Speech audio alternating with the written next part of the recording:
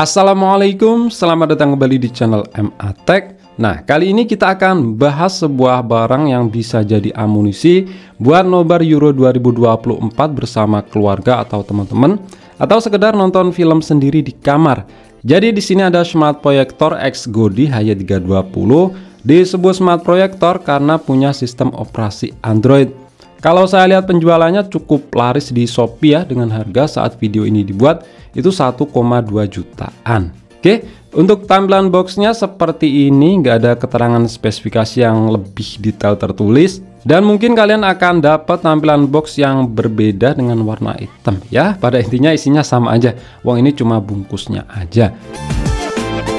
Di dalamnya tentunya dapat si perangkat proyektornya, terus remote control tanpa dibawakan baterai. Untuk baterai punya tipe AAA. Terus ada kabel daya, kabel HDMI, dan buku panduan pengguna. Nah, untuk tampilan fisik proyektor XGODI H320 seperti ini ya, ukurannya nggak begitu gede.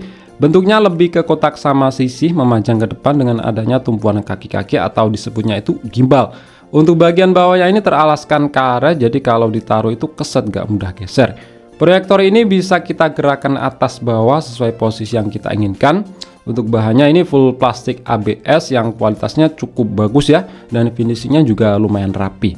Bagian depan ada lensa yang bisa kita putar-putar untuk mengatur penyesuaian fokus, karena di sini fokusnya masih manual, belum otomatis.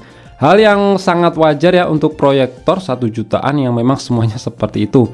Terus di bawah lensa ada ventilasi untuk masuknya udara, begitupun juga di bagian sisi bawah. Sedangkan untuk ventilasi keluaran udara atau pembuangan panas ada di bagian belakang. Nah, di bagian belakang ini ada beberapa port seperti input daya, HDMI input, audio output dengan tipe jack 3,5 mm, LED indikator, port USB, dan tombol power.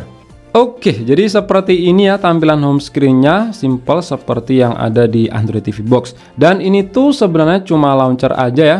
Jadi masih bisa kita ubah lagi tampilannya dengan cara download launcher di Google Play Store. Seperti contoh di sini saya install dua launcher. Jadi ini bisa jadi opsi jika kalian bosan dengan tampilan menu yang gitu-gitu aja.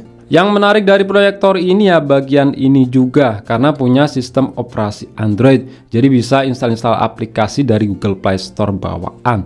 Tampilan Google Play Store-nya ya sama aja dengan yang ada di Android TV umumnya. Dan semisal buat nonton video itu nggak harus bersumber dari perangkat lain, semisal dari USB atau input HDMI dari PC, decoder, tablet, dan lain-lain. Jadi langsung install melalui aplikasi semisal YouTube, Netflix, Vision Plus, dan lain-lain. Nah, tampilan aplikasi YouTube-nya di sini sama aja dengan yang ada di Android TV ataupun Smart TV. Mantap ya, nggak butuh sumber video dari perangkat lain, langsung play aja. Dan di sini berjalan dengan sangat lancar dan support memutar video hingga resolusi 4K. Tapi yang angkat dan lancar itu 4K 30 fps aja. Kalau 4K 60 fps kerasa patah-patah. Dan ini hal yang wajar sih ya untuk proyektor harga 1 jutaan. Bisa ngangkat 4K 30 fps itu aja udah mantap, karena kebanyakan masih Full HD aja. Walaupun sebenarnya nonton video 4K di proyektor ini mubazir ya, karena native resolusinya aslinya itu Full HD 1080p. 1 jutaan native resolusi Full HD udah lumayan banget ya, karena juga masih banyak yang resolusinya SD 720p. Untuk kualitas speaker yang di sini mono, kalau untuk nonton sendiri di kamar cukup aja sih ya, masih terdengar cukup lantang dengan karakter suara yang biasa aja. Dan kalau buat nonton rame-rame itu wajib dicolokkan ke speaker lain melalui audio output jack 3,5 mm nya.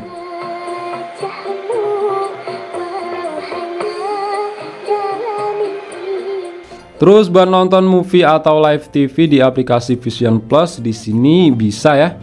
Ngomongin soal kualitas warna udah termasuk bagus ya, di harga 1 jutaan, cukup tajam. Kalau untuk tingkat kecerahannya juga udah cukup terang lah, dan memang idealnya nonton di pencahayaan remang-remang atau lebih baik di kegelapan seperti saat sekarang saya coba. Kalau kondisi terang di bawah cahaya lampu hasilnya seperti ini. XGODI mengklaim tingkat kecerahannya itu mencapai 10.000 lumens dan 690 ansih. Tapi tepatnya berapa saya nggak bisa memastikan ya, karena nggak ada alat untuk ngetesnya. Untuk perbesaran layar dari 30 inch hingga 150 inch, kalau untuk jarak dari 1 meter hingga maksimal 4 meter idealnya. Kalau lebih dari itu kelihatan sih masih, cuma kualitasnya bakal menurun. Dan di sini kita harus menyesuaikan fokus dengan manual ya, sesuai jarak dengan cara kita putar di lensanya. Karena belum fokus otomatis. Kalau Keystone udah otomatis, saat kita miringin atas bawah layarnya akan tetap presisi. Cuma ada catatan, jangan terlalu yang miring banget, karena meskipun kita pas-pasin fokusnya, bagian atas akan durih, nggak bisa sama fokus dengan bagian bawah. BTW saat ini saya sorotkan ke tembok dengan jarak itu sekitar 2 meteran. Untuk remote kontrolnya ini mantep ya, karena multi arah, nggak harus lurus ke proyektor atau searah dengan sorotan layar. Bisa dari arah manapun, bahkan terbalik pun di sini tetap bisa. Untuk konektivitas agar terhubung ke internet, di sini pakai WiFi yang bagusnya udah dual band WiFi 6 yang mendukung frekuensi 2,4 GHz dan 5 GHz. Terus untuk Bluetooth sudah versi 5.0, tentunya bisa kita koneksikan ke speaker Bluetooth. Oke, kembali ke UI-nya dengan launcher bawaan, kita masuk ke setting. Di sini ada pengaturan jaringan, ada WiFi dan hotspot.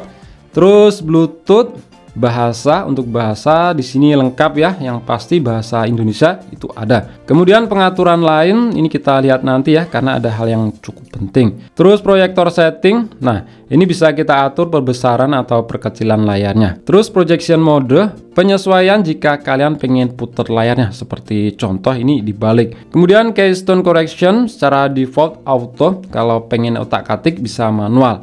Kemudian pengaturan audio, ini cuma volume aja ya, sama dengan pengatur volume yang ada di remote-nya. Terus pengaturan tanggal dan waktu, dan terakhir about device. Di sini ada pilihan upgrade lewat USB atau online. Untuk tentang proyektor, model HY320 versi Android 11, versi UI Feng Proyektor tahun 2024 tanggal 5 bulan 6. Jadi tadi itu sempat dapat update saat dicek via online, dan ini posisi terakhir yang didapat untuk saat ini. Sangat update ya, 5 Juni 2024. Untuk storage atau ROM total 8 GB, sisanya setelah saya install beberapa aplikasi tinggal 3,9 GB-an. Dan untuk RAM 1 GB atau total 931 MB. Tentunya buat ukuran sebuah proyektor dengan sistem operasi Android, ini udah cukup banget ya, daripada proyektor yang nggak punya sistem operasi. Dan pengalamannya bakal sama seperti kebanyakan Smart TV 1 jutaan, yang rata-rata storage-nya segitu, 1 GB RAM, 8 GB ROM. Jangan disamakan dengan smartphone. Android TV itu jauh lebih ringan dan sedikit memakan RAM, karena gak banyak aplikasi yang berjalan di background. Gak ada macam aplikasi sosmed atau chatting seperti di smartphone yang jalan terus di background. Notifikasi masuk aja di sini gak ada. Nah, sekarang kita balik ke pengaturan lainnya ya. Di sini ada 2 tambahan menu, karena awalnya bawaan itu cuma ada 2, manajemen aplikasi dan factory reset. Untuk nampilin kita pencet OK beberapa kali di about device sampai ada tulisan setup mode dinyalakan. Jadi tambahan menunya developer options dan advanced setting.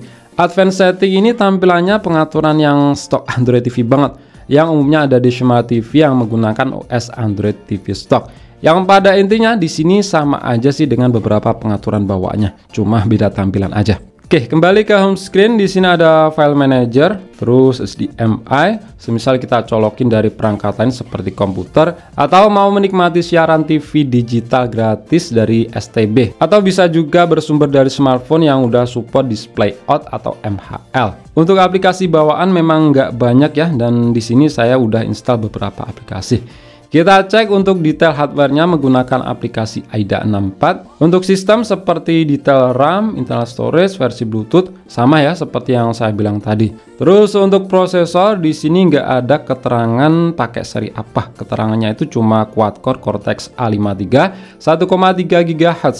Kalau saya lihat di deskripsi barang itu pakai Allwinner 713. Memang agak asing ya, tapi memang prosesor ini sering dipakai di smart proyektor ataupun Android TV box. Udah sangat cukup lah performanya di harga segini. Yang saya rasakan nggak ada kendala, cukup gesit dan nggak kerasa lemot. Terus untuk resolusi real ya 1920 x 1080 atau Full HD. GPU Mali G31. Keterangan lain nggak begitu penting ya untuk ukuran sebuah smart proyektor, beda dengan smartphone karena di sini nggak ada baterai, kelengkapan sensor-sensor dan lain-lain. Nah, proyektor ini juga bisa buat ngegame ya karena ini Android dan gamenya bisa di-download di Play Store, cuma ketersediaannya terbatas, gak sebanyak dibanding di smartphone. Ya lumayan lah buat hiburan kalau lagi gabut. Di sini coba main game balapan mobil Rally Fury, lancar banget ya, FPS stabil, ya wajar sih bukan game berat. Dan kontrolnya itu pakai gamepad yang dikoneksikan via Bluetooth. Jadi memang bisa disambungin ke gamepad. Via kabel juga bisa pakai port USB. Perangkat lain seperti mouse, keyboard itu juga bisa. Kemudian di sini juga ada fitur mirroring screen ya, dengan catatan harus terhubung ke jaringan WiFi yang sama.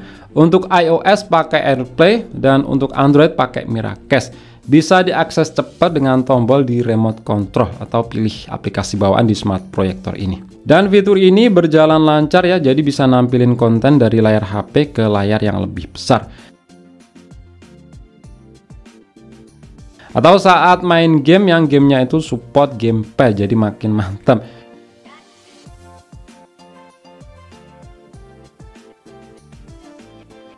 Terakhir untuk suara bising dari kipasnya di sini nggak begitu yang mengganggu ya, nggak begitu yang keras, jadi nggak menutupi atau mengganggu keluaran suara speaker internalnya.